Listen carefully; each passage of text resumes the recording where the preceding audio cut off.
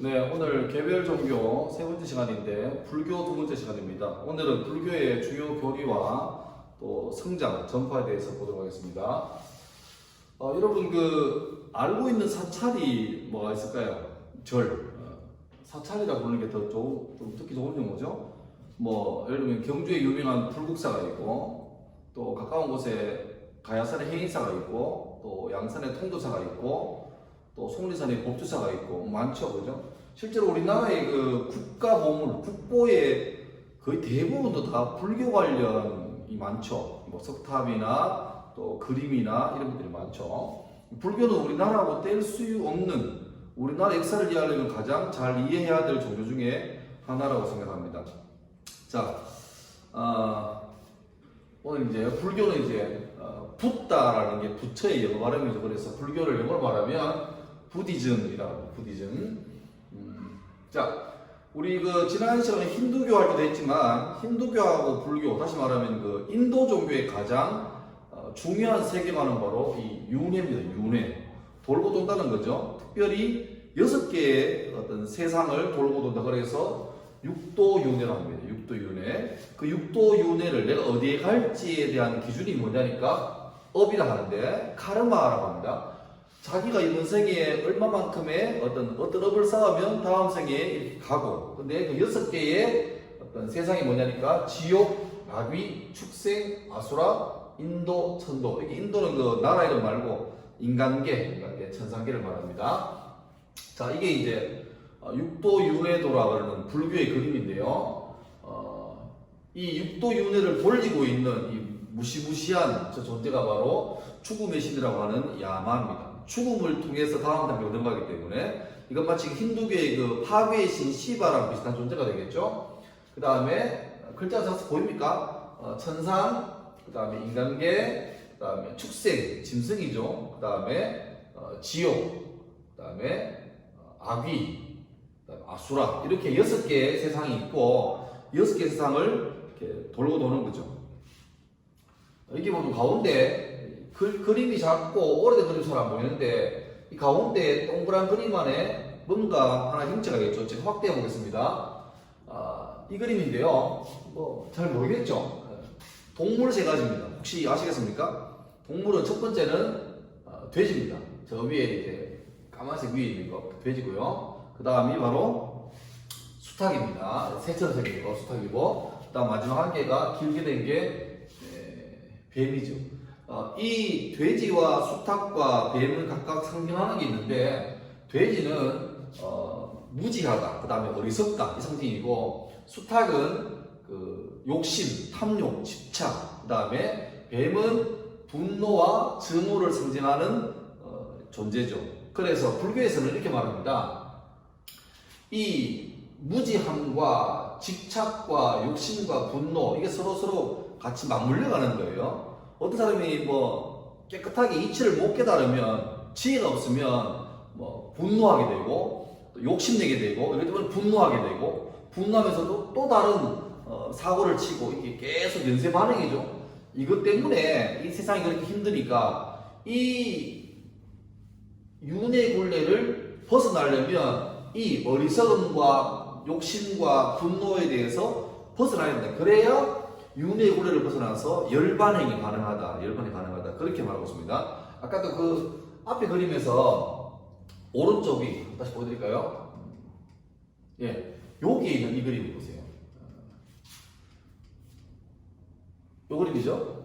바로 이 존재, 육도윤회도의 왼쪽 상단에 있는 이 존재가 스타르타죠, 부처죠. 부처가 가리키는 달은 태양에 비해서 밝긴 밝지만 태양에 비해서는 밝지 않죠. 그냥 은근하게 빛나는 거죠. 저 달이 뭐냐니까 바로 불교에서는 깨달음의 빛이다, 해탈이다, 그렇게 말합니다. 그래서 이것이 바로 불교의 궁극적인 목적입니다.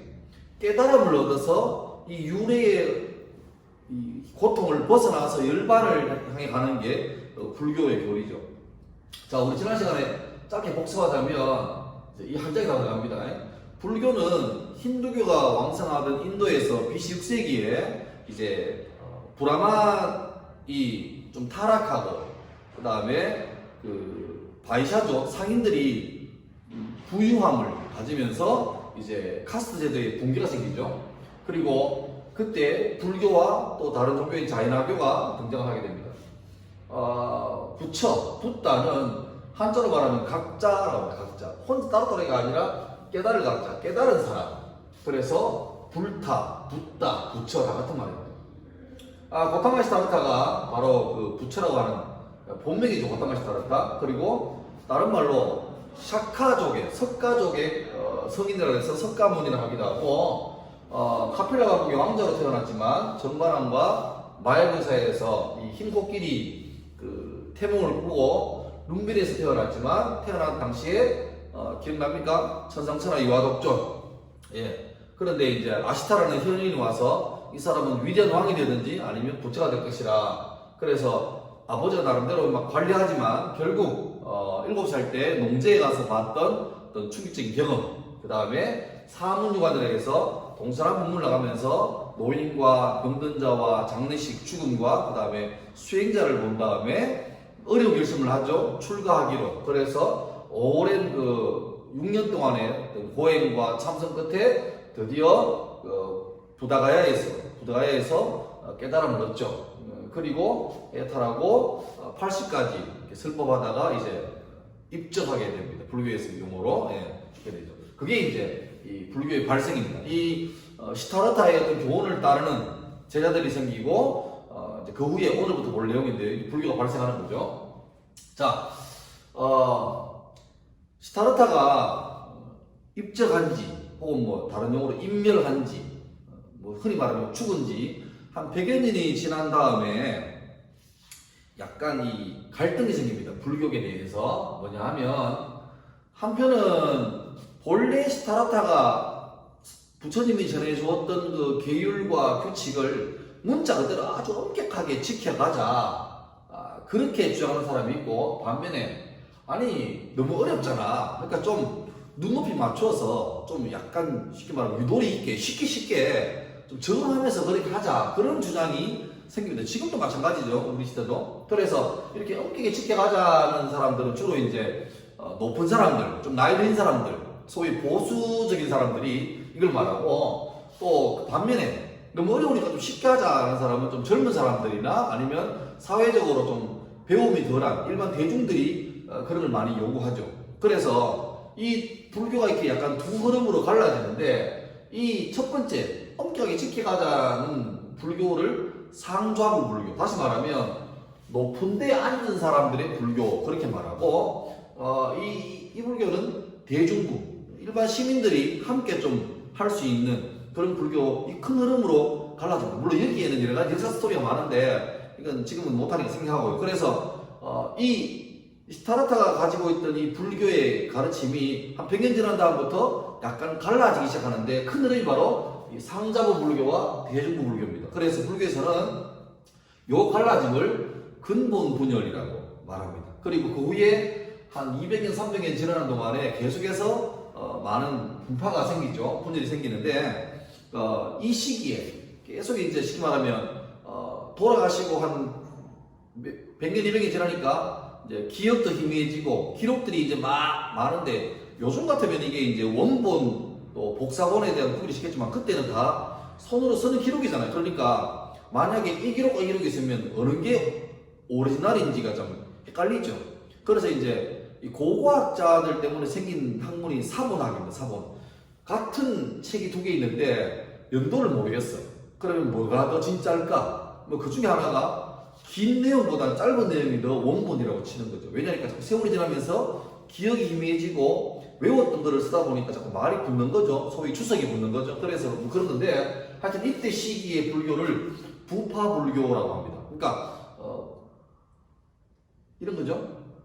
이때 이제 막 여러 가지 불경들이 막, 기독교의 성경은 66권 딱 요만한 책인데 불교의 불경은 뭐 무한대입니다. 굉장히 많아요. 지금도 우리 흔히 아는 것처럼 우리가 아는 불경 중에 하나가 뭡니까? 해인사에 있는 8만 대장경, 8만 개의 대장경이 있다는 거잖아요. 그죠? 하여튼 그것처럼 그러니까 방대한 불교 문헌들이 이때 막 연구가 되면서 이게 진짜다, 이게 가짜다라는 연구가 막 되는 거죠. 그러면서 이 불교의 문헌들을 아비달마라고 하는데, 그래서 이 부파 불교를 다른 말로 아비달마 불교라고 하기도 합니다. 자, 근본부들 숨길 때 아까 똑같은 내용이죠. 이 상자부 불교하고 대중부 불교가 있는데, 이제 여러분 같으면 어느 곳이 인기가 더 많겠습니까? 아주 어렵게 이거 글자를 알고 공부를 한 사람만 알아야 돼 이런 불교하고, 아니면 좀 쉽게 눈높이 하자, 말도 편하게 하고 그런 게 인기 많겠습니까? 당연하게 인기 많겠죠. 그러니까 이 사람들이 어떻게 하냐니까 이름을 이렇게 붙입니다. 우리 대중불교는 많은 사람을 태울 수 있는 큰 수레다. 그래서 그 뜻의 대승불교, 크게 이렇게 수레가 크다. 대승불교라고 합니다. 대승불교. 그럼 상대적으로 얘기가 대승이면 여기 뭐겠습니까? 소승불교죠. 근데 문제는 보세요. 이 사람들 보세요. 이 사람들은 나쁜 뜻이 아니라 내려오는 교훈을 어렵지만 공부시켜가고 바꾸지 말자. 그리고 가능하면 이 교훈들을 그대로 지키라고 애쓰자. 참 나름대로 좋은 운동입니다. 그런데 막 쪽수가 여기가 많고 여기가 적다고 여기가 대승, 소승. 또 이건 뭐냐니까 쉽게 해서 많은 대중들에게 빨리 어떤 불교의 교리를 전해서 같이 이렇게 극락가게 하자 이런 개념이지만, 이 사람들은 그렇게 쉽게 하면 안 된다. 어렵더라도 깐깐하게 해서 제대로 해야 된다. 그러니까 소승이죠. 그러니까 기분 되게 나쁘지 이런 개념입니다. 예, 그러니까 대승불교는 많이 전하고 해서 사람들을 막 데리고 오는 그런 거고, 소승불교는 그것보다 대중에게 전하기 전에 뭐 자기가 계속해서 연구하고 수행하고 깨달아서 해탈의 세계까지 가야 되는 거죠. 그래서 근데 문제는 소승불교가 그 말을 듣기 되게 싫은 거예요. 그래서 다른 이름이 있는데, 대승불교는 못합니다. 마하가 아니고 마하야나 불교.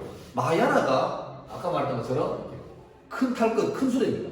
반면에 소승불교는 소승불교라고 하지 않고 중답부터 당연하게, 그래서 테라바다 불교를 할 때 테라바다를 뭐냐니까 장로들의 길, 다시 말하면 처음부터 내려오던 그 오리지널의 길, 그런 의미가 되겠죠.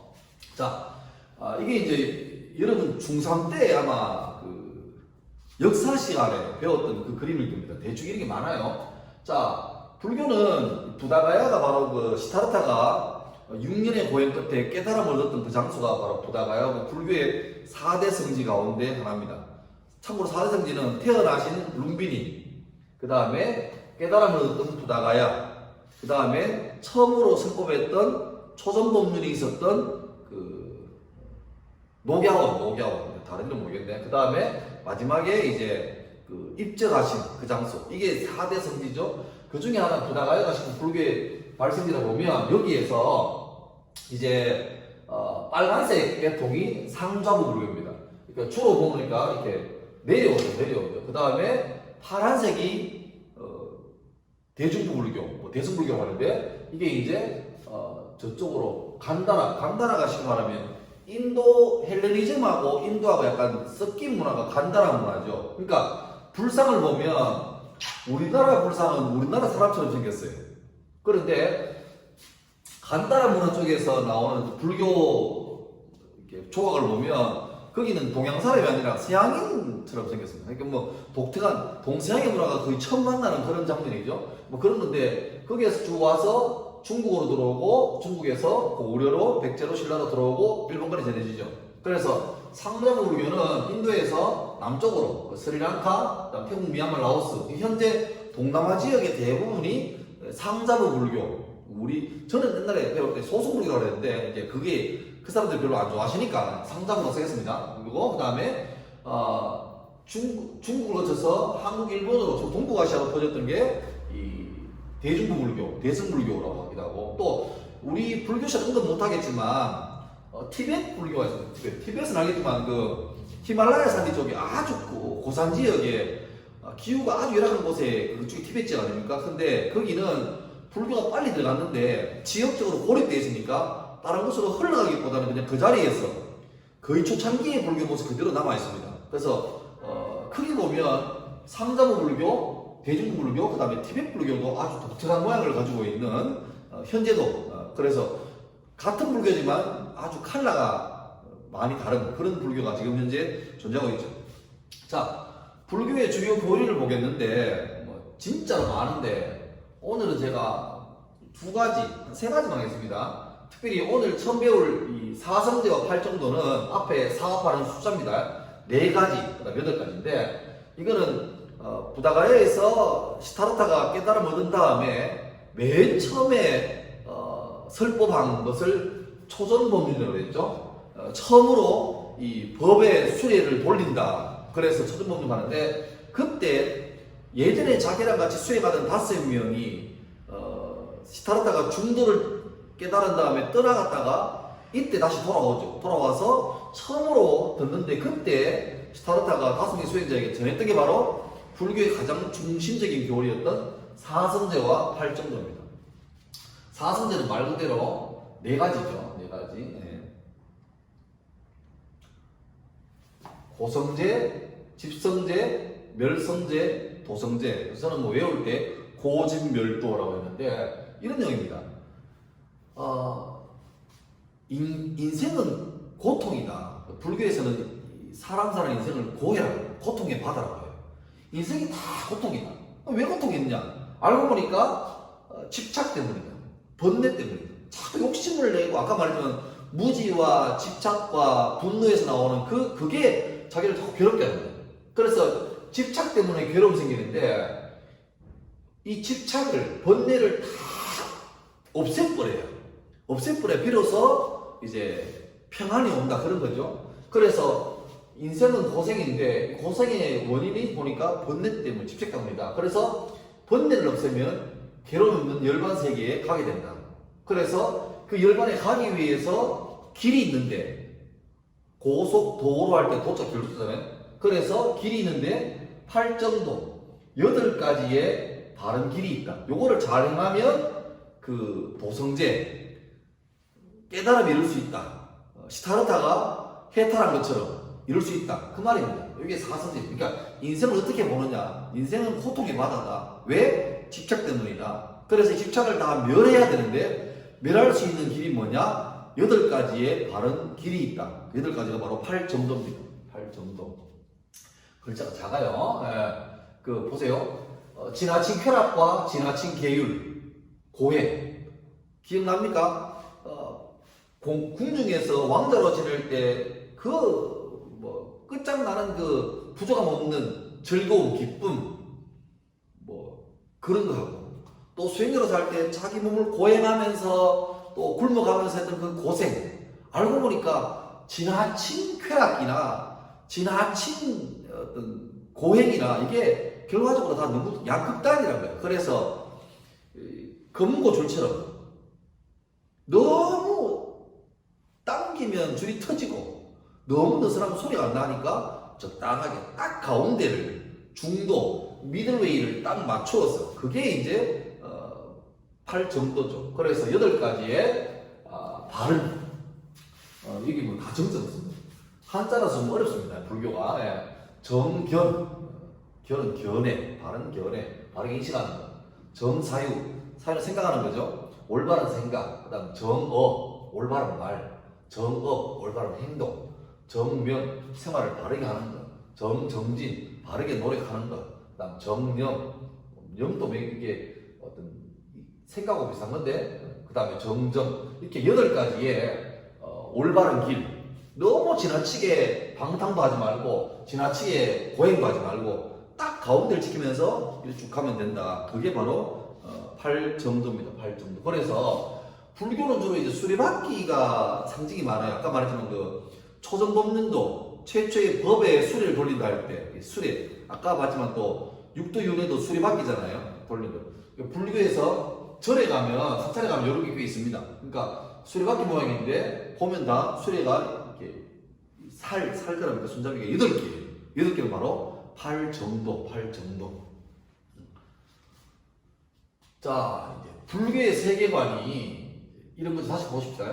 불교의 세계관은 이 육도윤회, 끝도 없이 윤회하는 세상이 있는데 왜 그렇게 고생을 또 하느냐? 지난 생에 잘못 살아가지고 다시 윤회할 때 별로 안 좋아하고 왜 또 반복하느냐? 알고 보니까 그게 다 이 무지와 집착과 분노 때문입니다. 뭘 몰라서, 이렇게 여기서 모른다는 거는 공부를 못한다보다도 세상을 보는 눈이 아니라 깨달음이 없다는 거죠. 예. 그러니까 지식이 없다는 것보다 지혜가 없다는 쪽이 맞을 겁니다. 예. 그런 것 때문에 자꾸 쓸데없는 욕심을 내고 돈 더 벌려고 애를 쓰니까 돈은 많이 버는데 건강을 잃고 뭐 그런 분위기죠. 예. 뭐 또 날씬하려고 애를 쓰면서 다이어트 하는데 그것 때문에 건강을 잃고 뭐 하여튼 그런 극단적인 것을 막 하다 보니까 이게 다 고통인데, 그래서 이것을 벗어나서 이 돌고 도는 육도윤회의 굴레를 벗어나서 열반행이 가능하다. 그 깨달음을 뭐라 그러냐? 해탈이라고 그러네. 그러니까 시타르타가 이걸 벗어나가지고 쫙 벗어났죠. 그래서 왜 태어났을 때 7걸음 그러면서 천상천하 요하독존 3계계고 아당 안지? 예, 맞나? 했던 게 바로 이거죠. 그 7걸음이라는 게 바로 육도윤회를 벗어나서 깨달은 단계까지 간다. 그런 의미가 될 수 있는 것입니다. 그리고 또 하나, 요거는 이제 번외인데요. 불교의 3가지 보물이 있습니다. 불교의 3가지 보물. 우리나라 불교도 종단이 되게 많아요. 뭐 천태종, 태보종, 화엄종 많은데 그 중에서 제일 큰 규모를 자랑하는 불교의 종단이 바로 조계종이죠. 여러분 아마 뭐 유명한 산에 가서 그 절을 보든지 아니면 시내에 가서 뭐 포교당이나 그런 절을 봐도 꽤 이런 표시를 많이 볼 거예요. 혹시 본 기억 있나요? 여기도 보면 원 안에 점이 3개 빵빵빵 있죠. 요 이름을 삼보륜, 다시 말하면 삼보가 트라이젠, 3가지 보물입니다. 3가지 보물. 3가지 보물이 있는 바퀴, 그런 뜻이죠. 그래서 불교 조계종의 심볼인데 이 3가지 보물이 뭐냐? 불교에서 가장 귀하게, 우리 현재 불교에서 가장 3가지 여기는 귀한 것 이겁니다. 한자인데요. 불, 법, 승입니다. 뭐 스님이 불법했다 이게 아니고 깍자죠. 불, 법, 승. 불은 뭐겠습니까? 부처 불자죠. 그러니까 부처님, 부처, 그러니까 시타르타, 그 본인. 그 다음에 법은 시타르타가 부처님이 남기신 그 말씀, 교훈, 계율, 이걸 법이라고 하고, 승은 승령.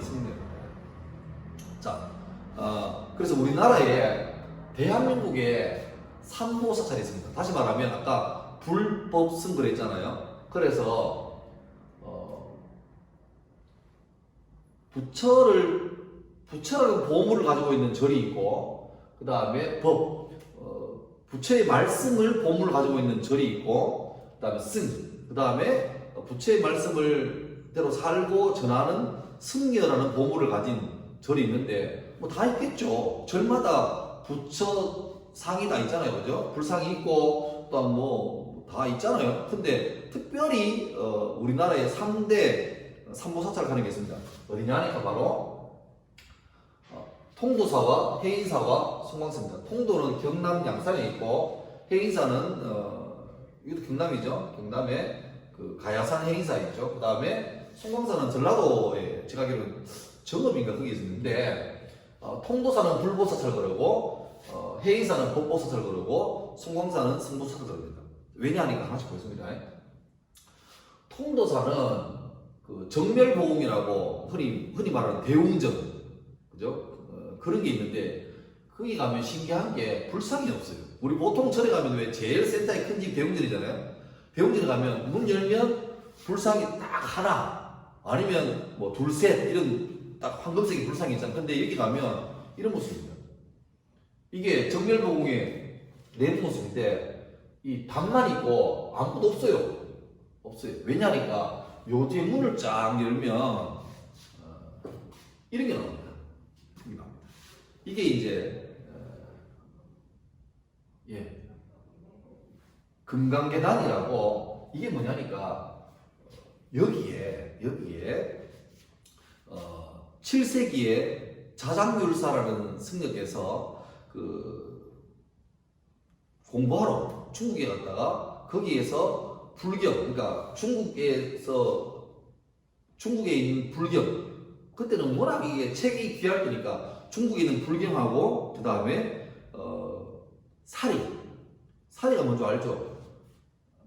이상한 사리 아닙니다. 뭐 라면 사리 말고, 왜 불가에서 수행을 많이 하신 분들은 나중에 이제 다비식, 그러니까 화장을 하죠. 하면 수행을 오래 하신 분들은 이렇게 화장을 하면 몸에서 영롱한 어떤 구슬 같은 게 막 나오잖아. 그걸 살이라고 하는데 불가에서는 이게 수행을 많이 할수록 몸에 살이가 많다. 근데 그 살이 중에서 진신살이, 참진짜, 몸신자, 진짜 몸에서 나온 살이가 있습니다. 그게 뭐냐니까 그 진신살이는 시타르타, 석가모니의 몸에서 나온 살이를 진신살이라고 그래요.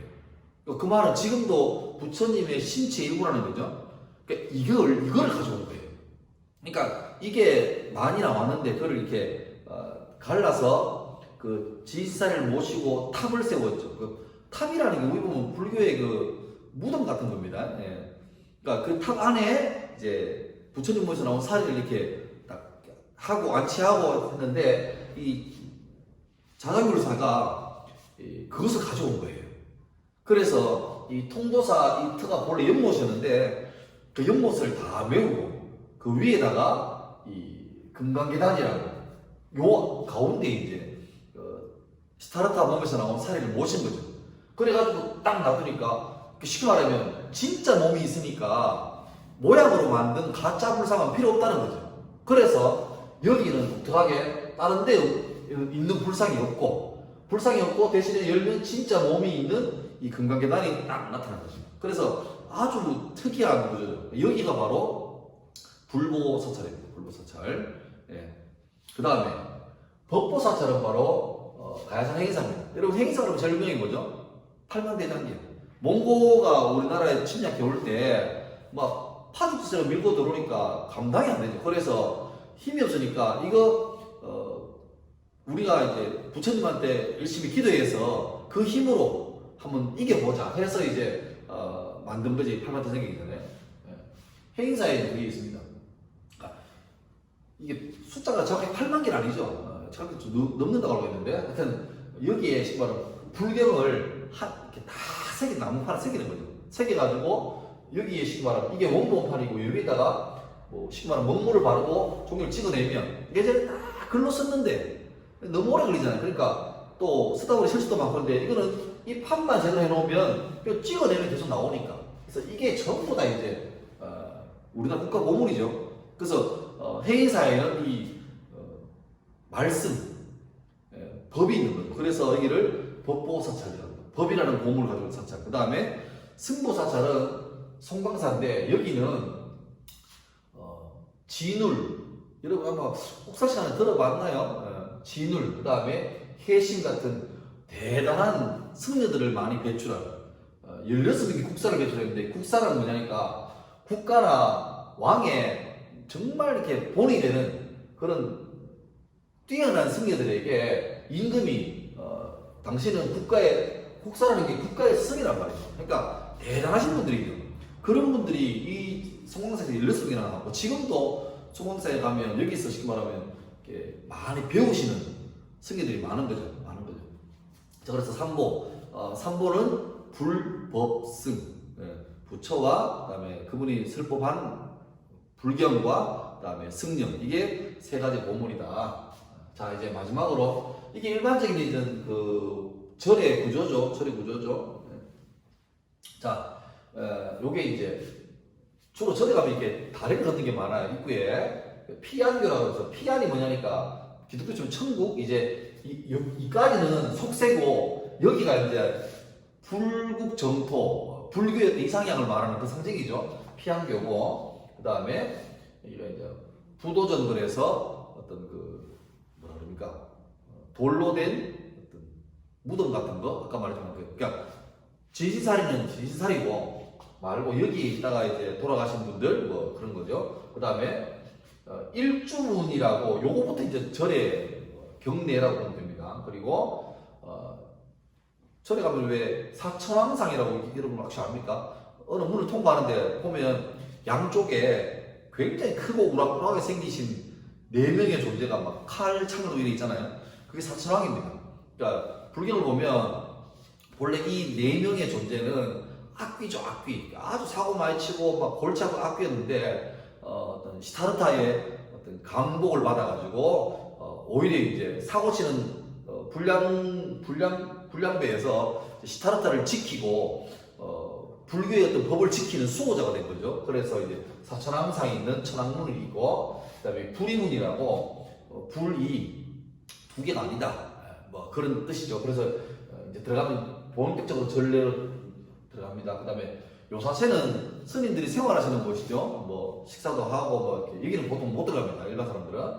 그다음에 범종각이라고 여기는 범종 저리 가면 종이 있고 그다음에 모고라 그래서 나무 모양의 큰 물고기가 있습니다. 모고는 제가 알기로는 그 물고기는 불가에서는 물고기가 잘 때도 눈을 안 감는데요. 그래서 그 의미가 뭐냐니까 깨달음에 대한 어떤 정진을 쉬지 말고 계속해라 부지런하게 뭐 그런 게 있고 하여튼 요 몇 가지가 있죠. 그 다음에 석등이 있고 그 다음에 석탑이 있습니다. 말하자면 탑이라는 게 바로 일종의 뭐 무덤 같은 것도 되고 그래서 뭐 유명한 탑이 있죠. 그 다음에 대웅전이란 말 그대로 하면 큰 영웅이 있는 집입니다. 그러니까 어떤 데 가면 혼자 있으면 이게 부처님이죠. 부처님이고 뭐 둘, 셋 말이기도 하는데 이름은 좀 다 달라져요. 너무 이렇게 많아가지고 뭐 대웅보전 그러면 혼자 있고 또 여러 있을 때는 대웅보전이라고 그러고 아까 그 행사는 뭐 정멸보궁이라고 그러고 뭐 여러 가지 이름이 있습니다.